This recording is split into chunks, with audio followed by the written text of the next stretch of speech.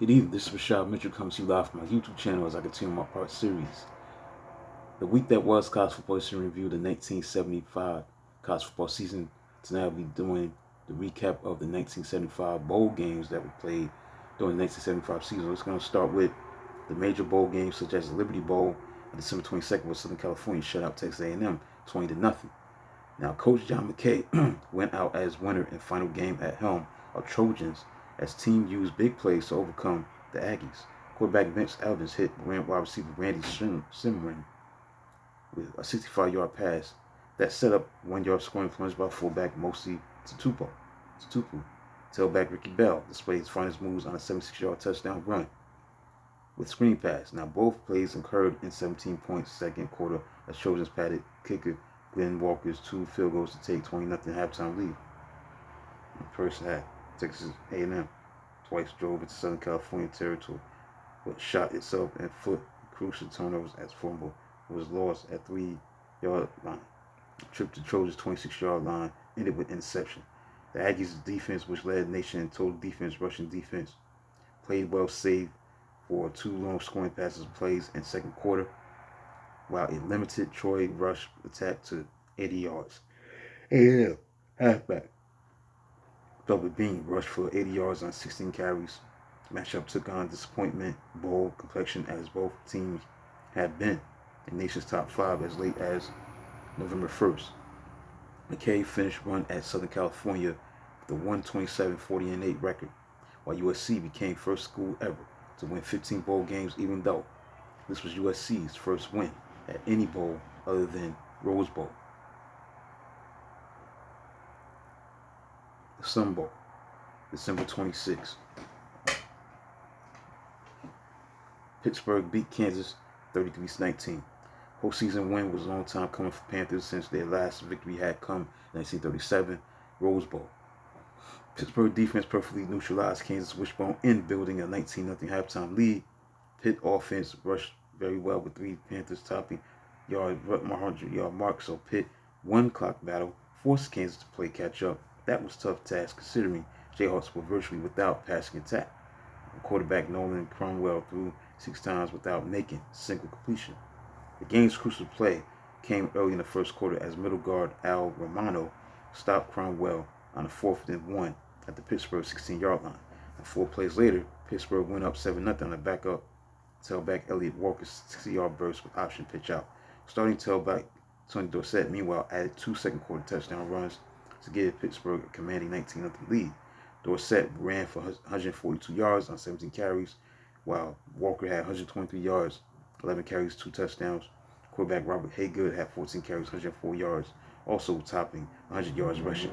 Halfback Laverne Smith rushed for 113 yards pace Jayhawks, including a 55-yard scoring jaunt in third quarter for Kansas' first points.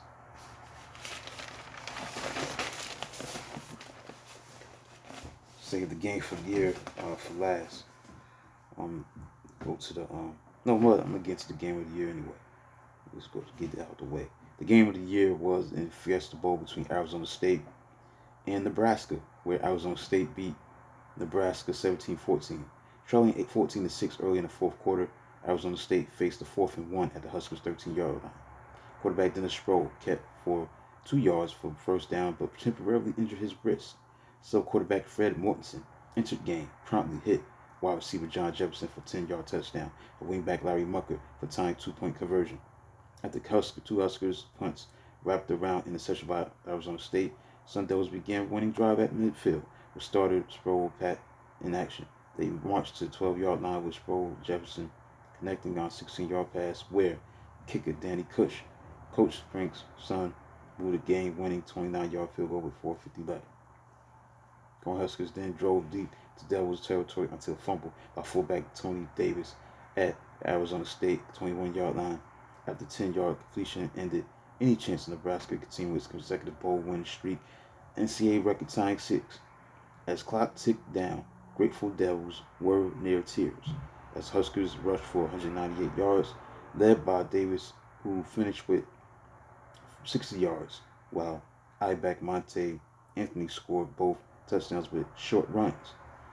That was the game of the year. Arizona State beating Nebraska 17-14 in the Fiesta Bowl on December 6, 26, 1975. Astro Blue Bonnet Bowl, December 27, Texas beat Colorado 38-21.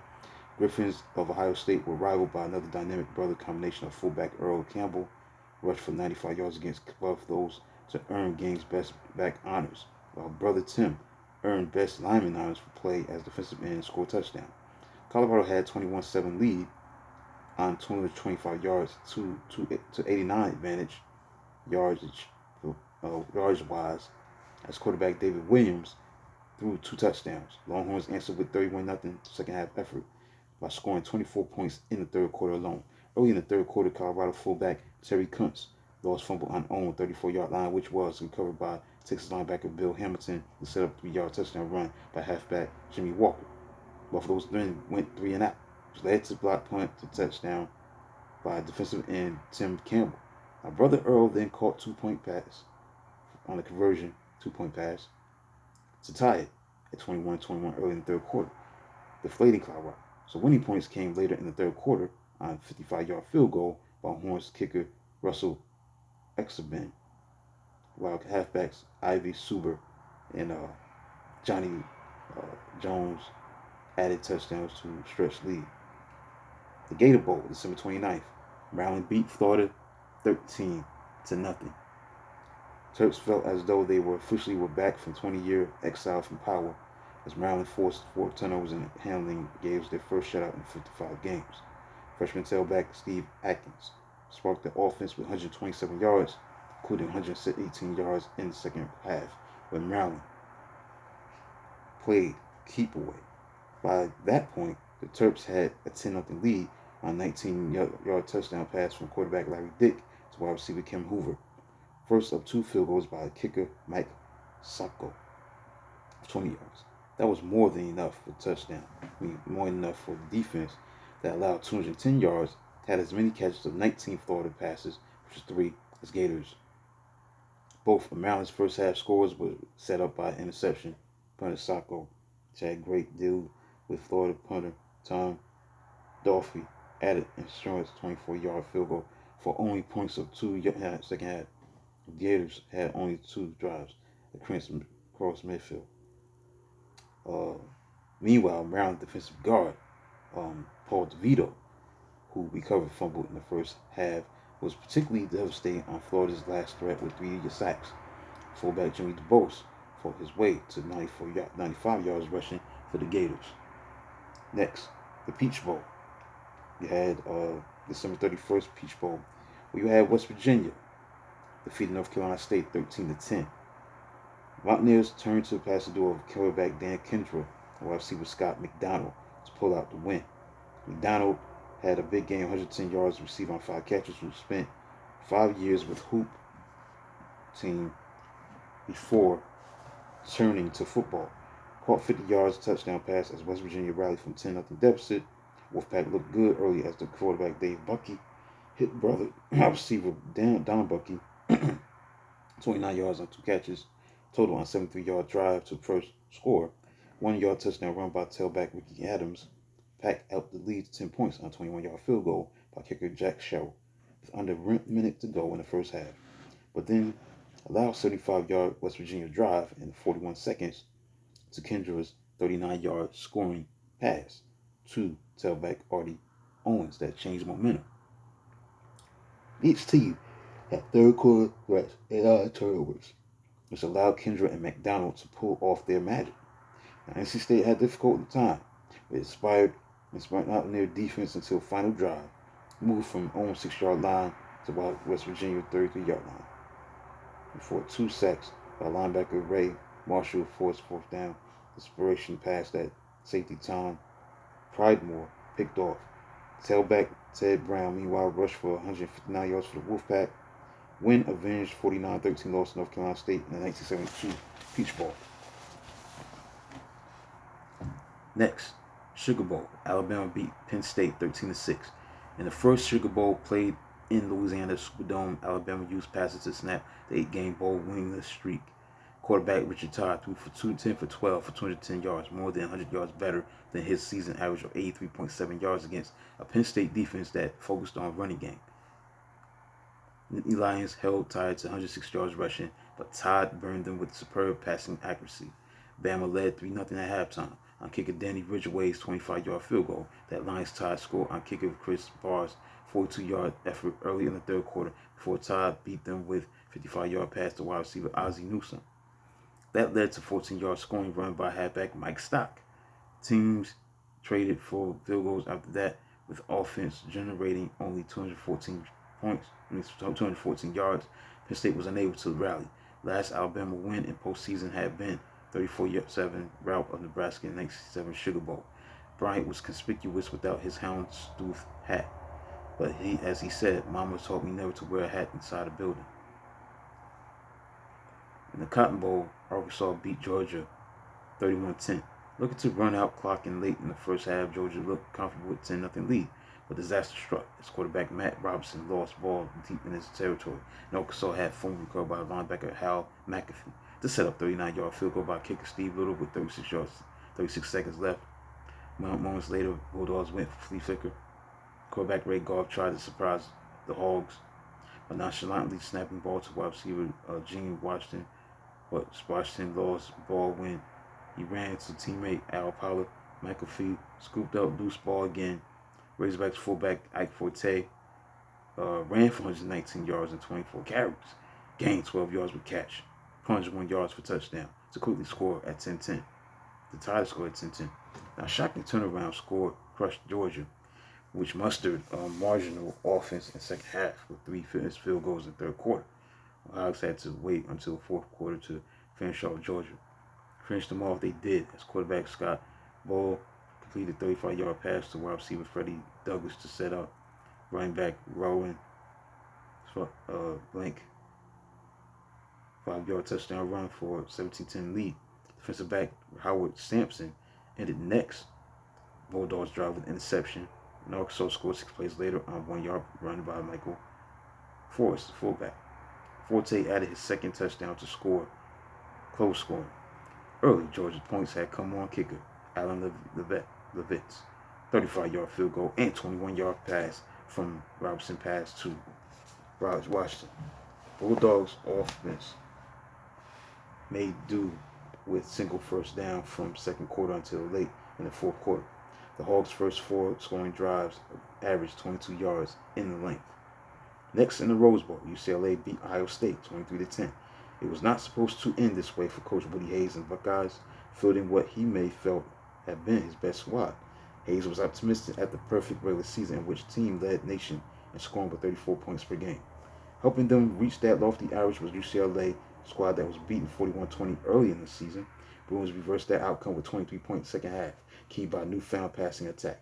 Ohio State had 174 yards to 48 yards offensive advantage in the first half, but suffered because star tailback Archie Griffin broke his hand on game's third play. So in the final appearance for Ohio State, Griffin remained in game and rushed for 93 yards, but was unable to bust long runs. The Buckeyes led 3-0 at halftime on 42-yard field goal by kicker Tim Claiborne. UCLA made 2 adjustments at halftime, opting to have quarterback John Sciarra pass more and disguising his defense to confuse Buckeyes quarterback Cornelius Green. Bruins, meanwhile, opened the third quarter with a drive to kicker Brett White's tying 33-yard field goal. With defense switching coverages to smash Green's audibles, Bruins began to take over. Sciarra wide receiver Wally Henry had 113 yards on 5 catches, hooked up on 2 touchdown passes, including a 67-yard effort, as UCLA forged ahead 16-3. With national title hopes fading, Buckeyes pounded ball downfield to put within 16-10 as fullback Pete Johnson rolled away into end zone from 3 yards out. 26 times he scored cross goal line during the season. That was as close as nation's #1 team could get as UCLA cornerback Barney Person and safety Pat Smith picked off green passes, and halfback Wendell Tyler, who had 172 yards on 21 carries, ran 54 yards for clinching score. Now the Bruins had big offensive differential, 366 to 124 in terms of yardage in the second half. Game was reminiscent of Bruins' last bowl appearance when UCLA defeated an upset undefeated and top-ranked Michigan State in the 1965 Rose Bowl after Spartans had beaten them in the regular season. And finally, in the Orange Bowl, Oklahoma beat Michigan 14-6. As following Ohio State Rose Bowl loss, the Sooners of Oklahoma new national championship could be theirs with win in the first bowl after 3 years of probation. So Oklahoma needed only 2 plays to move 79 yards for a 7-0 second quarter lead as quarterback Steve Davis completed a 40-yard pass on 2nd and 22 to wide receiver Tinker Owens. Wide receiver Billy Brooks quickly replaced Owens, went 39 yards to end zone on reversal. So kicker Tony DiRenzo's extra point provided the instrumental winning margin. Michigan offense had some opportunities, even though it only gained 202 yards but could not score as freshman quarterback Rick Leach was 0 for 7 passing in the first half before being knocked out momentarily after hit by quarterback Jerry Anderson. Soon started moving ball on ground in the second quarter. In the third quarter, losing fumble by halfback Elvis Peacock at Michigan 34-yard line before going 67 yards for their second touchdown on the 10-yard run by Davis. Walk-on fullback Jim Carbeth lost 2 fumbles as replacement for suspended fullback Harvish Ivory redeemed himself with a 33-yard rushing on clinching drive. Wolverines answered with a 2-yard touchdown run by tailback Gordon Bell, who with fellow 1,000-yard back fullback Rob Lytle was held well in check by Oklahoma. Halfback Joe Washington rushed for 73 yards in his final game as a Sooners star for Oklahoma. So Oklahoma won that game 14-6 over Michigan in the Orange Bowl. Now the final AP poll as of January 2nd looked like this: number 20 West Virginia, 19 Georgia, 18 Arizona, 17 Southern California, 16 Colorado, 15 Pittsburgh, 14 California, 13 Maryland, 12 Miami of Ohio, 11 Texas A&M. The top 10 rounded out is this: number 10 Penn State, number 9 Nebraska, number 8 Michigan, number 7 Arkansas, 6 Texas, UCLA, number 6 UCLA, number 5, number 4 Ohio State, number 3 Alabama, number 2 Arizona State, and number 1 Oklahoma. Now the 1975 top performance formula was Ohio State, number 1. Now the top opponents record, number 1 was Missouri. 1975 out of conference records was Big 8, 29-7, with an 8.056 percentage and a 1-2 bowl record. The individual statistical leaders for 1975 was Ricky Bell, Southern California. He led the nation in rushing with 357 attempts, 1,875 yards, 5.3 yards per carry. Passing yards, Ken Craig Penrose, San Diego State, led the nation in passing yards with 198 completions, 349 attempts, 2,660 yards, 56.7. Receiving yards, that was led by Preston Denhard from New Mexico with 59 catches, 962 yards.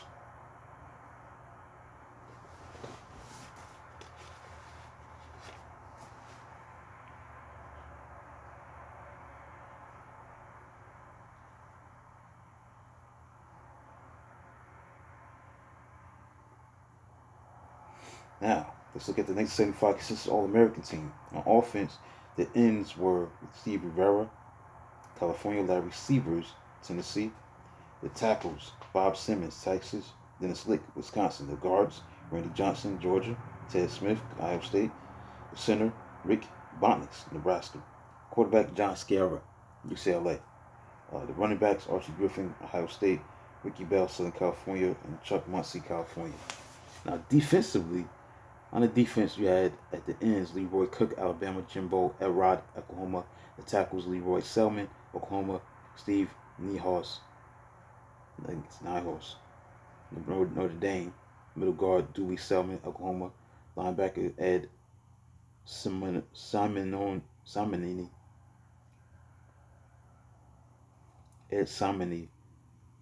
Texas A&M. Greg Buttle, Penn State. Sammy Green, Florida, back. The backfield defensively for the secondary was Chuck Moeller, Navy, Tim Fox, Ohio State, Pat Thomas of Texas A&M. Now, the Heisman Trophy vote for 1975 was Archie Griffin, senior tailback for Ohio State, 1,800. It was 1,800 votes for Archie Griffin. Chuck Muncie, senior tailback, California, 730. Ricky Bell, junior tailback, Southern California, 708. Tony Dorsett, junior tailback, Pittsburgh, 616. Joe Washington, senior halfback, Oklahoma, 250. Other major award winners: Maxwell Player of the Year award was Archie Griffin. Walter Camp Player of the Year, Chuck Muncie. Outward Lineman Trophy award went to Leroy Selman. Leroy Selman also won the Lombardi Lineman Award, and AOCA Coach of the Year was Frank Cook for Arizona State. So that concludes a look at the whole season of college football 1975. I'm done with the major bowl games, the games that were played during the 1975 season, as far as the bowl games and all the stats and the consistent All-American team who won the Heisman, all the other major awards that was won. I'm done with that. So I'll be doing the overview of the 1976 college football season, and then go over obviously the usual things, some of the milestones that stood out, the preseason poll, and week 1, and much more. Coaches changes and stuff like that. So that'll be coming up tomorrow as I kick off a new season to look at as far as the 1976 college football season. I move my way into the mid-70s, looking back at the college football and how it was played during that time of the 70s era. Please like and subscribe and comment on the channel with the reveal of the Smack 2 tomorrow. Until then, talk to you soon.